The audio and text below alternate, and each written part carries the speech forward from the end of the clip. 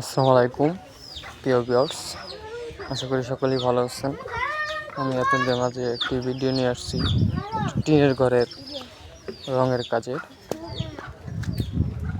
আশা করি কাজগুলো যদি ভালো লেগে থাকে তাহলে অবশ্যই আমার চ্যানেলটি সাবস্ক্রাইব করবেন, লাইক কমেন্ট শেয়ার করে পাশে থাকবেন। আর আমাদের ধারায় যদি কেউ রঙের কাজ করাতে চান অবশ্যই আমাদের স্ক্রিনে দেওয়া নম্বরে যোগাযোগ করবেন। এটা হচ্ছে বাদিয়াজান লালমিয়া ভাইয়ের বাড়ি। ধন্যবাদ।